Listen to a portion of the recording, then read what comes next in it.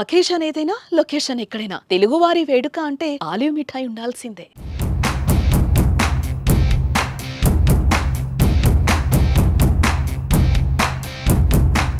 So మనం చూస్తోంది అమరావతి రాజధానిగా 2.0 అంటే పునర్నిర్మాణానికి సంబంధించిన రేపు ప్రారంభం కాబోతున్న ఈ సభా వేదికకి సంబంధించిన ఏర్పాట్లన్నీ కూడా చాలా చకచకా జరుగుతున్నాయి. దానికి సంబంధించిన వేదిక ప్రస్తుతం మనం చూస్తున్నాం.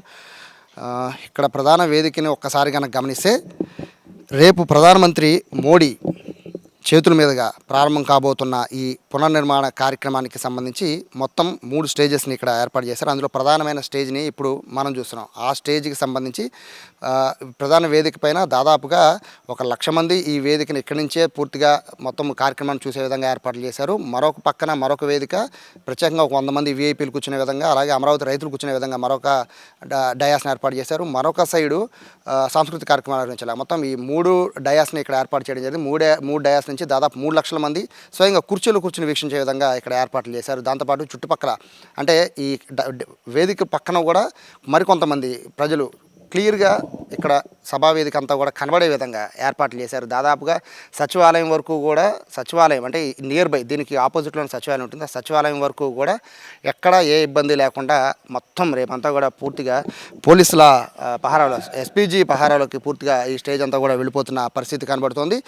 ఎక్కడా కూడా ఏ చిన్న ఇబ్బంది లేకుండా ఉండే విధంగా ప్రభుత్వ యంత్రాంగం దాదాపు నెల నుంచి దీనిపైన పూర్తిగా ప్రత్యేకమైన పర్యవేక్షణ ఏర్పాటు చేస్తోంది. సమీక్షలు నిర్వహించింది. అలాగే మంత్రుల బృందం వచ్చింది. అలాగే అధికారులంతా కూడా ఉన్నారు. అన్ని రకాల ఏర్పాట్లు చేసిన అనంతరం మోడీ రాక సందర్భంగా చేసిన ఈ ఏర్పాట్లు అయితే మొత్తం అయితే పూర్తిగా రేపు మధ్యాహ్నం 2:15కి మోడీ ఏదైతే గన్నవరం ఎయిర్పోర్ట్ రాబోతున్నారో అప్పటి నుంచి మోడీ వెళ్ళిపోయేంత వరకు సాయంత్రం 4:30-5 వరకు కూడా పూర్తిగా ఈ మొత్తం ఎంటైర్ ఈ డయాస్తో పాటు ఈ చుట్టుపక్కల ఉన్న సచివాలయం చుట్టుపక్కల సరౌండింగ్స్ మొత్తం కూడా దాదాపుగా మొత్తం అంతా కూడా ఎస్బీజీ కంట్రోల్లోకి వెళ్ళిపోతుంది. సో దీనికి సంబంధించిన అధికారికంగా కూడా చెప్పారు, రేపు ఎట్టి పరిస్థితుల్లో పార్కింగ్ సంబంధించిన పార్కింగ్ కానీ లేదా ఇతర ఎవరు రావాలనుకున్నా కూడా వాటి కేటాయించిన వాటిల్లోనే ఖచ్చితంగా వాళ్ళు రావాల్సి ఉంటుంది.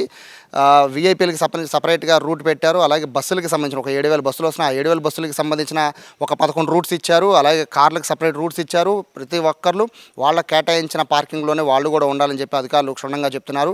ఒకవేళ రేపు త్వరగా వచ్చినా వాళ్ళు ఖచ్చితంగా ప్రతి వచ్చే రూట్ మొత్తం కూడా వేసు ఎటు నుంచి ఎటు రావాలి, ఎటు నుంచి ఎటు పార్కింగ్ చేసుకోవాలనే రూట్స్ అన్నింటినీ కూడా క్లియర్గా మెన్షన్ చేశారు. కాబట్టి ప్రజలంతా కూడా రేపు ఈ కార్యక్రమానికి వచ్చే వారందరూ కూడా ఎటువంటి కన్ఫ్యూజన్స్ లేకుండా ఖచ్చితంగా సైన్ బోర్డ్స్ అనేవి పూర్తిగా ప్రకాశం బ్యారేజ్ దగ్గర నుంచి మొదలు పెట్టుకొని వారధి దగ్గర నుంచి మొదలు పెట్టుకుని ఇటు మంగళగిరి దగ్గర నుంచి మొదలు పెట్టుకుని అంటే ఈ అమరావతికి వచ్చే దారులన్నింటినీ కూడా సైన్ బోర్డ్స్ అనేటివి ప్రతి దగ్గర ఏర్పాటు చేశారు. కాబట్టి వచ్చిన ప్రతి ఒక్కరూ కూడా సభకి రావాలి అనుకుంటే సైన్ బోర్డ్స్ని ఫాలో అవుతూ, దారిలో ఉన్న పోలీసుల్ని ఫాలో అవుతూ, వారు చెప్పిన రూట్లను ఫాలో అవుతూ పార్కింగ్ చేసుకోవాలని అయితే అధికారులు చెప్తున్నారు. రేపు ఉదయం నుంచే కూడా భారీ సంఖ్యలో ప్రజలు వస్తున్న నేపథ్యంలో పార్కింగ్కి సంబంధించి దాదాపుగా 100 ఎకరాల పార్కింగ్ అంటే డయాసే కేవలం 250 ఎకరాలు పెట్టారు, పార్కింగ్ 100 ఎకరాలు పెట్టారు. కాబట్టి పార్కింగ్ విషయంలో మాత్రం చాలా జాగ్రత్తగా ఉండాలని చెప్పి అధికారులు చెప్తున్న నేపథ్యంలో ఓవరాల్గా అయితే ఈ సభకు సంబంధించిన అన్ని ఏర్పాట్లు పూర్తయ్యాయి. రేపు ప్రధాని మోడీ వచ్చి ఎటువంటి హామీలు ఇస్తారనే దానిపైన ప్రజలంతా ఎదురు చూస్తున్నారు.